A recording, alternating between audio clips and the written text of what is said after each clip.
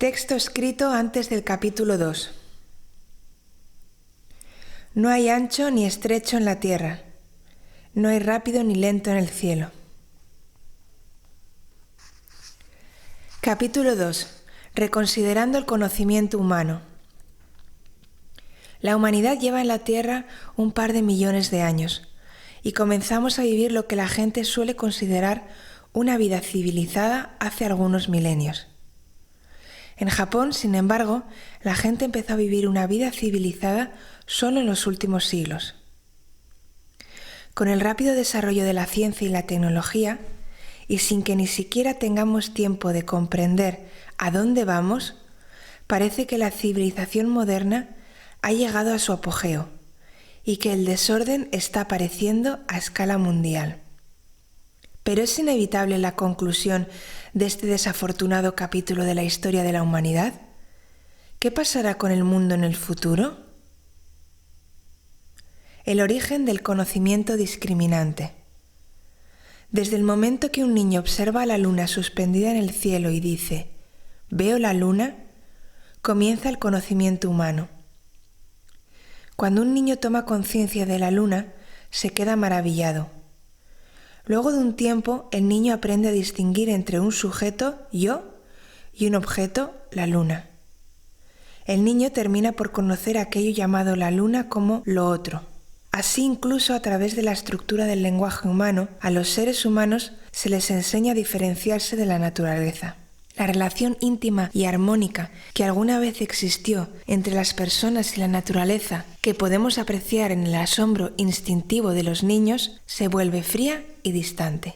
Incluso aunque digamos que conocemos el verde de la naturaleza, no se trata más que del conocimiento que distingue el verde de otros colores.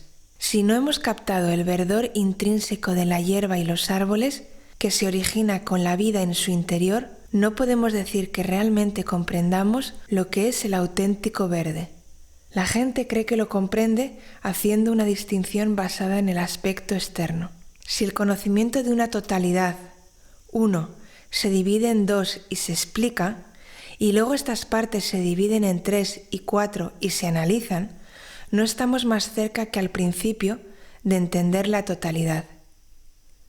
Sin embargo, al dividir, nos creamos la ilusión de que el conocimiento se ha incrementado. Pero podemos afirmar que al repetir infinitamente nuestras divisiones y análisis y luego unir todos los fragmentos, ¿hemos aumentado significativamente el conocimiento humano? No importa cuánto acumulemos, sinteticemos y elaboremos juicios, que ese esfuerzo no sirve para esclarecer el verdadero estado de las cosas. Es más, nos confunde. Una vez que la persona ha creado una imagen mental de la luna, ésta toma una forma concreta y entonces queremos conocer la luna y luego descubrir más y más sobre ella. Dicho deseo finalmente lleva a viajar a la luna y recoger algunas piedras para traerlas a la Tierra y hacer más investigaciones. Al instante siguiente nos vemos construyendo estaciones espaciales y quién sabe qué vendrá después. Un mayor conocimiento viene acompañado de un mayor deseo de adquirir más conocimiento, y entonces la gente trabaja y trabaja para inventar máquinas que les ayuden a obtener un conocimiento más extenso todavía. Pero incluso cuando se encuentra la evidencia, solo más interrogantes surgirán de esa supuesta evidencia. El deseo de conocimiento se torna interminable y perdemos perspectiva de nuestro lugar en el mundo. Al final, la percepción más clara de la verdadera esencia de la luna se produce a través de los ojos de un niño. La teoría de la selección natural de Darwin. La teoría darwiniana de la evolución analiza los 4.600 millones de años desde que la Tierra comenzó a existir. Observa los seres vivos que aparecieron en ciertas épocas y lugares y examina sus mutuos parentescos. En base a esto, la diversificación y el desarrollo sistemático de los organismos son inferidos y clasificados, y todo esto desemboca en su teoría de la evolución. En otras palabras, cuando se formaron el oxígeno y el agua en el planeta, que en sus comienzos era al parecer una masa inorgánica, comenzaron a aparecer formas primitivas de vida. Al principio nacieron microorganismos extremadamente simples como hongos y bacterias. Luego se desarrollaron y diversificaron. Surgieron organismos con otras formas y gradualmente las más complejas plantas superiores y animales empezaron a multiplicarse por la Tierra. La idea es que las formas de vida sobre el planeta fueron apareciendo en secuencia, en paralelo al desarrollo de la propia Tierra. Aparecieron diversas formas de vida y vivieron como parte de la red alimentaria. Pero solo aquellas que se adaptaron con éxito a su entorno sobrevivieron. Es lo que se conoce como la teoría de la selección natural, la teoría de los mejor adaptados, a la que a veces se hace referencia popularmente como la supervivencia del más apto. De entre todas las formas de vida, aquellas que son seleccionadas por la naturaleza y sobreviven a la lucha por la existencia, obtienen el derecho a vivir y a reproducirse. Yo me hago una pregunta sobre esta teoría. ¿Cuál fue la base para determinar qué especies son superiores o inferiores y cuáles fuertes o débiles?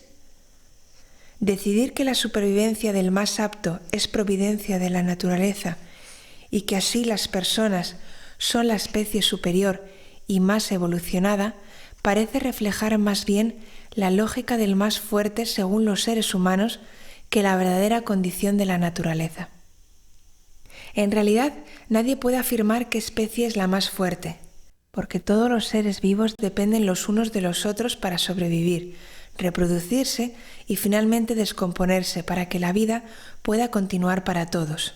Es cierto que todas las formas de vida, por necesidad y por diseño natural, consumen a otra vida para sobrevivir, pero no provocan intencionalmente la extinción de otra especie, privan sistemáticamente a otras especies de su fuente de alimentación, ni crean divisiones ni guerras. No se puede decir lo mismo de los seres humanos. En los ritmos cíclicos de la naturaleza no existe fundamento alguno para el punto de vista discriminatorio que subyace a la visión de Darwin de la superioridad y la inferioridad, que considera que los organismos unicelulares son inferiores y que las formas de vida más complejas son superiores. Sería más apropiado afirmar que todos juntos somos una misma forma de vida continua. Al ver diferencias entre mariposas y polillas o entre libélulas y luciérnagas, depende de si uno se fija en los detalles o se adopta una perspectiva global. A ojos de los niños, ranas, peces, pájaros y ardillas son todos sus amigos por igual. Pero la mirada de los adultos se ve atraída por las diferencias en aspecto y forma, y por eso parecen animales distintos. Ver el mundo de manera macroscópica o microscópica solo significa que se están utilizando distintas escalas. Dependiendo de si se usa el tiempo humano medido en minutos y segundos o el tiempo eterno del río Ganges, o si se tiene un campo de visión tan estrecho como el interior de una caja o tan amplio como el universo, el aspecto del mundo cambia por completo. De manera similar, existe la creencia común de que hay una gran diferencia entre las cosas vivas y las inertes, pero incluso esa distinción solo existe por nuestra percepción. Entender el auténtico tiempo y espacio. El sentido común nos dice que el tiempo fluye linealmente del pasado al presente y luego al futuro. La teoría de la evolución de Darwin se basa en esta idea del tiempo histórico humano. Los organismos se clasifican en fragmentos en el tiempo y el espacio y se sistematizan, lo que subraya las diferencias que existen entre ellos. Especies que originariamente eran hermanas quedaron divididas en las mentes de la gente, pues las convirtieron en cosas claramente distintas. El tiempo trascendente, o el tiempo tal y como existe en la naturaleza, es un momento continuo del presente. Cuando uno mira y actúa dentro de ese tiempo y espacio, lo que se percibe es la unidad de todas las cosas. El concepto de tiempo generalmente aceptado comenzó su existencia con la invención del calendario y del reloj. No obstante, un reloj, con su aguja pasando por una serie de números, no es más que una forma de medir. El tiempo no es algo que, sin más, fluye de manera mecánica en línea recta en una dirección determinada. Podríamos considerar que el tiempo fluye hacia arriba y hacia abajo, a derecha e izquierda, hacia adelante y hacia atrás. A medida que el tiempo se desarrolla y se expande, polifacético y tridimensional, el pasado se oculta en el instante del presente, y en este instante se esconde la eternidad del futuro. Es sencillo equiparar el flujo del tiempo con el de un río, si bien incluso el fenómeno del agua fluyendo en un río presenta desafíos a la percepción. De pie en la orilla de un río y con la mirada puesta en el agua, se ve con claridad que ésta fluye en una dirección. Pero si uno se encuentra en un bote que se desplaza a la misma velocidad que el agua, el río no parece estar fluyendo en absoluto. Más bien son las orillas las que parecen estar desplazándose corriente arriba. Como dijo una vez un maestro zen, no es el río el que fluye, sino el puente. Genes emergidos y sumergidos. Hace muchos años, cuando yo era un joven microbiólogo, se descubrieron los bacteriófagos, una clase de virus que infecta y devora bacterias. Se decía que eran los primeros seres inertes capaces de reproducirse que se habían descubierto. Yo estaba muy interesado en ellos como algo intermedio entre los seres vivos e inertes.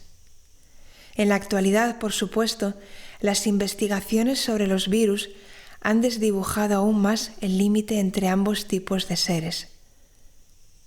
La distinción entre lo animado y lo inanimado, los seres vivos y los objetos inertes, las plantas, los animales, los virus, los gases y los minerales, deja de tener importancia si se los considera desde el punto de vista de sus partículas elementales. El hecho de que la estructura del ADN y el código genético por el que este material genético se traduce en proteínas sea el mismo para todos los seres vivos es para mí señal de que todos los seres vivos están relacionados en lo fundamental. A estas proteínas se las podría considerar enlaces entre los seres vivos y los objetos inertes, y así desempeñarían la función de hilos que unen lo vivo con lo inerte. Así, aunque parezca haber una gran diferencia entre las plantas y los seres humanos, su material genético es el mismo. El que algo se convierta en una planta o en un ser humano es tan solo una cuestión de si el factor genético del verdor aflora o queda sumergido. De hecho, solo una pequeña porción de las combinaciones de los 4 elementos genéticos se ha materializado con éxito. Casi todas las demás combinaciones se han perdido o se mantienen latentes.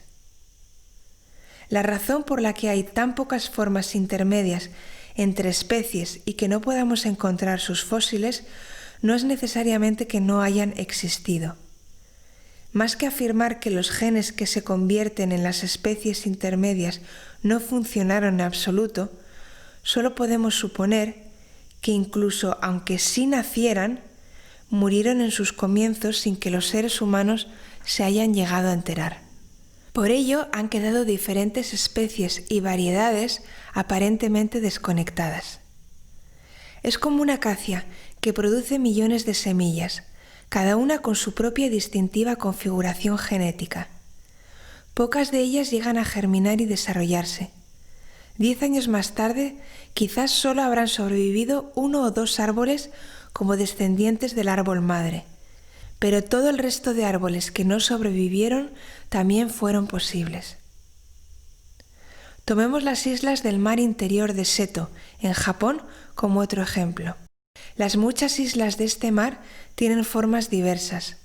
Se les ha dado diferentes nombres y parecen ser islas separadas, pero todas ellas están conectadas en el fondo marino, con lo cual se podría considerar que todas forman la misma única isla de Japón. Por supuesto, a mayor escala, se podría decir que están conectadas con todas las islas y continentes del mundo por el hecho de ser parte de la corteza terrestre. De la misma manera, los animales y plantas que pueblan la Tierra parecen ser diferentes, pero también están todos conectados por la base. El que los genes sobrevivan, sobresaliendo como las islas que flotan en el mar interior, o que no lo hagan, sumergiéndose bajo las aguas, depende de la disposición de los genes y de la constante reorganización de las partículas subatómicas. Una visión alternativa de la evolución. Quizá ocurriese del siguiente modo. El Creador introdujo semillas de todos los seres vivos en bolas de arcilla y se las dio a unos mensajeros para que las esparcieran aleatoriamente. Algunas de las semillas estaban programadas para activarse poco después del nacimiento de la Tierra. Otras estaban programadas para crecer en el agua. Algunas estaban adaptadas a las montañas y otras a los desiertos. Las semillas diseñadas para convertirse en seres humanos estaban hechas para cobrar vida en épocas más tardías de la Tierra. Se diseminaron millones de semillas a la vez y los seres vivos del mundo adoptaron diversas formas. Algunos devinieron microorganismos, otros plantas verdes y otros animales capaces de desplazarse. Desde el punto de vista científico, podríamos afirmar que estas semillas germinaron cuando se dieron las condiciones adecuadas y que solo aquellas que adoptaron formas apropiadas para el entorno en el que vivían se desarrollaron y sobrevivieron. Las semillas que cayeron al mar se convirtieron en algas, corales y anémonas de mar, y otras se convirtieron en crustáceos y moluscos, y todas convivieron. Aquellas semillas que cayeron en ciénagas dieron lugar a aneas. Algunas se transformaron en siluros o anguilas, y en algunos casos las mismas semillas se convirtieron en ranas, tortugas o serpientes. Seres vivos que portaban genes similares, pero que se manifestaban de manera distinta, se convirtieron en árboles de bosque, mientras que otros se transformaron en los pájaros que anidaban en dichos árboles. Al mismo tiempo que la vegetación de la tierra aumentaba y crecían grandes árboles en abundancia, aparecieron animales grandes, como tigres y elefantes. Los microorganismos, las plantas y los animales son hermanos genéticos, por supuesto, pero cada uno apareció bajo un disfraz distinto. En cierta manera, esto puede parecer una dramatización distorsionada de la teoría de la evolución de Darwin. La gran diferencia consiste en el concepto que tenemos del paso del tiempo. En mi mente, millones y millones de años se manifiestan en un destello momentáneo. En consecuencia, las innumerables variedades de seres vivos no se han originado en momentos diferentes en lugares distintos, sino más bien a la vez y en el mismo lugar. La naturaleza es un único cuerpo. Podemos afirmar que, a la vez que los seres humanos y los insectos son parte de la naturaleza, también representan a la naturaleza en su conjunto. Y si esto es así, entonces cuando dañamos a las plantas, los microorganismos y los insectos mediante la agricultura convencional a gran escala, por utilizar un solo ejemplo, también estamos dañando a la humanidad. Me gustaría proponer una teoría de la rueda del Dharma para el desarrollo biológico como alternativa a la teoría llana y de un solo plano de la selección natural darwiniana. La llamaré teoría de la rueda del Dharma del fluir en todas las cosas. La rueda del Dharma se puede interpretar como una representación de la ley natural. La naturaleza se expande en todas las direcciones, de manera tridimensional, y al mismo tiempo, a medida que se desarrolla, converge y se contrae. Podemos ver estos ciclos de expansión y contracción como una rueda. Es como el universo, tridimensional, siempre expandiéndose y contrayéndose, girando en el espacio y avanzando en una dirección desconocida. En el momento de la creación, en el mismo instante en que nació el resto del universo, la Tierra y todos los seres vivos sobre ella nacieron como un solo cuerpo unificado y un destino común. Todo lo relacionado con el papel, el propósito y el trabajo de cada uno de ellos se originó y fue concluido en el mismo instante. Todas las cosas se diseñaron de tal manera que uno es muchos. El individuo es el todo es perfecto, no se desperdicia nada, nada es inútil y todas las cosas dan lo mejor de sí. Esta rueda del Dharma giratoria y dinámica, expansiva y contractiva, tridimensional y polifacética, posee otra característica más. Su centro, el núcleo, es eternamente inmóvil y eternamente uno. Si en vez de fijarnos en las diferencias entre las cosas de este mundo, dirigimos la atención a la base, vemos que todo es uno y el propósito de todas las cosas es el mismo. Híbridos que aparecían de manera natural en mis campos de arroz. Hará unos 10 años intenté crear un híbrido del arroz no glutinoso de Birmania con el arroz glutinoso japonés, para así desarrollar una variedad nueva, adaptada a la agricultura natural.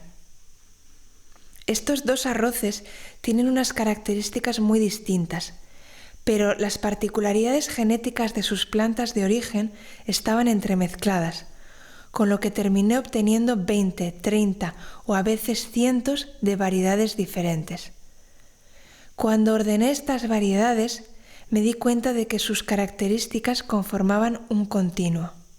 Había arroz no glutinoso casi glutinoso, variedades intermedias, arroz glutinoso casi no glutinoso y algunas variedades en las que los granos de arroz glutinoso y no glutinoso crecían mezclados en una misma espiga. Algunas plantas de arroz alcanzaban una altura de solo 25 o 30 centímetros, mientras que otras eran gigantes de más de 1,5 metros de altura. También se daba una sucesión de distintos colores de arroz, blanco, rojo y marrón negruzco. Algunos eran sabrosos y otros no. Algunos eran de grano suelto y otros pegajosos. En esta situación era imposible decir cuál era de buena calidad y cuál no. También llegué a cuestionar el valor de distinguir entre arroces glutinosos y no glutinosos, e incluso entre cultivos de inundación y de secano.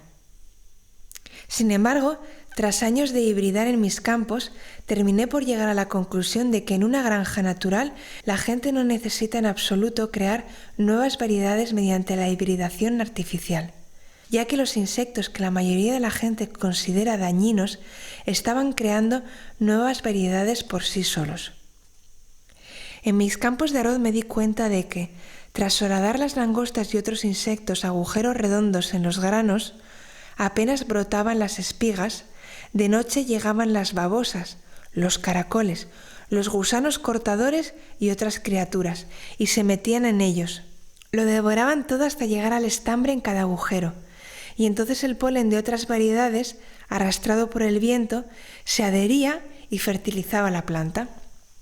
Dicho de otro modo, el arroz, que se considera autopolinizante, también puede ser polinizado por otras plantas, y de este modo aparecen nuevas variedades de manera natural.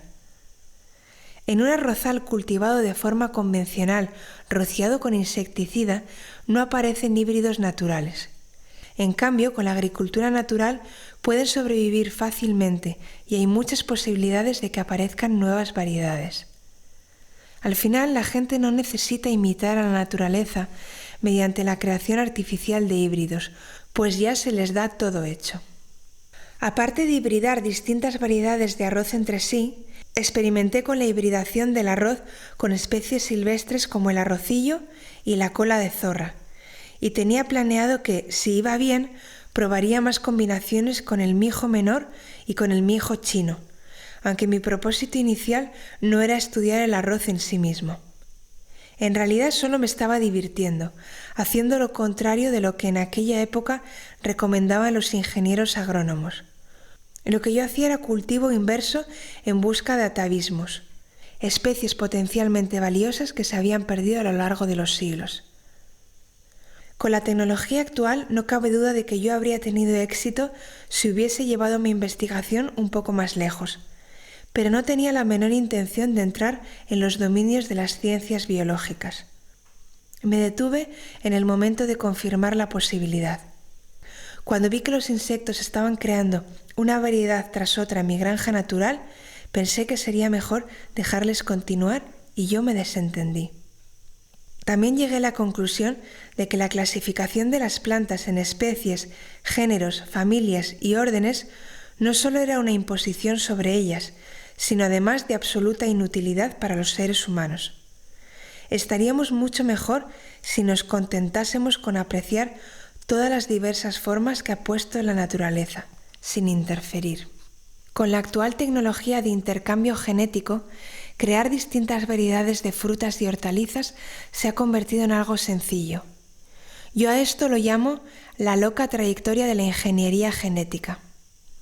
Los seres humanos conseguirán pronto la tecnología necesaria para convertir a los animales en plantas y las plantas en animales. No obstante, esa intromisión no solo es innecesaria, sino peligrosa. Si seguimos la línea de pensamiento de Darwin, según la cual una única forma de vida evolucionó y dio lugar a los millones de formas que existen en la actualidad, entonces parece justificado el añadir aquí y allí unas cuantas nuevas especies o géneros. La gente quizás tenga la esperanza de que puede crear organismos aún mejores y de que estas nuevas formas se integrarán con las criaturas de la naturaleza, pero el resultado será el opuesto. Al crear nuevos organismos mediante la ingeniería biológica, la gente corre el riesgo de convertir en caos el guión natural de la obra del mundo. Incluso si pensamos que el funcionamiento de los genes de los seres vivos viene determinado por el modo en que se ordenan las 4 bases del ADN, es ingenuo asumir que las plantas y animales creados mediante ingeniería genética no se van a descontrolar. Hay tantas cosas en este mundo que no entendemos, no solo respecto a las estructuras y formas de los seres vivos, sino también sobre su espíritu y temperamento. Si intentamos algo como crear nuevas formas de vida y luego dejarlas sueltas en el entorno, es seguro que se producirán desastrosos efectos secundarios, solo que no sabemos exactamente en qué consistirán. Dejar atrás lo que creemos que sabemos. Hace 10 años visité a la sobrina de Albert Einstein, cerca de Central Park, en la ciudad de Nueva York. Cuando le pregunté si Einstein pensaba que el espacio y el tiempo realmente existían, me contestó que él, aunque los veía como algo relativo, seguramente no podría opinar sobre su realidad. Esa bien podría haber sido la respuesta del propio Einstein si hubiese hablado con él, pero nunca lo sabremos con certeza. Lo que sí sabemos es que dijo que la masa y la materia son energía. Sabemos que a partir de esa idea se realizaron las primeras pruebas de explosión atómica por la división del átomo. Los físicos nucleares se dieron cuenta de que si los átomos se podían dividir, también se podrían fusionar, y así, ignorando las reticencias de Einstein, crearon la bomba de hidrógeno. Einstein debe de seguir errando sin rumbo por el purgatorio, cargando con la responsabilidad de la parte que tuvo en esta tragedia. Por supuesto, no puedo hablar por él, pero me imagino que una conversación sobre los límites del conocimiento humano le haría disfrutar. Hace unos años, Fritjof Capra, profesor de física teórica en la Universidad de California, que también imparte clases sobre la ciencia como disciplina holística, vino a visitarme a mi cabaña del monte. Le preocupaba que las actuales teorías sobre las partículas subatómicas pareciesen incompletas. Tiene que haber algún principio fundamental, decía Capra, y lo quería expresar de manera matemática. En la búsqueda de ese escurridizo principio fundamental había encontrado una pista en el concepto taoísta del yin y el yang. Lo llamaba la ciencia del Tao, pero añadía que ella sola no resolvía el puzzle. Había comparado la vivaz danza de las partículas subatómicas con la danza del dios hindú Shiva, pero era complicado saber cuáles eran los pasos de la danza o cuál era la melodía de la flauta. Yo había aprendido el concepto de las partículas subatómicas con él, por lo que desde luego que no tenía palabras que pudieran aliviar directamente su frustración. Una cosa es pensar que dentro de los cambios constantes de todas las cosas y fenómenos tiene que haber algunas leyes fijas correspondientes, pero los seres humanos no parecen darse por satisfechos mientras no hayan expresado esas leyes de manera matemática. Yo pienso que nuestra capacidad de conocer la naturaleza mediante el conocimiento humano tiene un límite. Cuando le dije que este podría ser el origen de su problema, Capra replicó: «He escrito más de 10 libros, ¿y no los has escrito tú también, pensando que el conocimiento era útil?» «Es cierto que he escrito varios libros», le respondí, «pero parece que tú has escrito los tuyos pensando que les serían útiles a las otras personas. Yo he escrito los míos con la idea de que los libros no sirven para nada. Parece que tú y yo, uno de Occidente y el otro de Oriente, estamos investigando la naturaleza y anhelamos volver a ella, y por esa razón podemos sentarnos juntos y ponernos de acuerdo. Pero cuando llegamos al punto de afirmar o negar el conocimiento humano, parece que nos movemos en direcciones opuestas. Así que probablemente al final no lleguemos al mismo lugar. Al final hará falta cierta valentía y quizás un acto de fe para que la gente deje atrás lo que cree que sabe.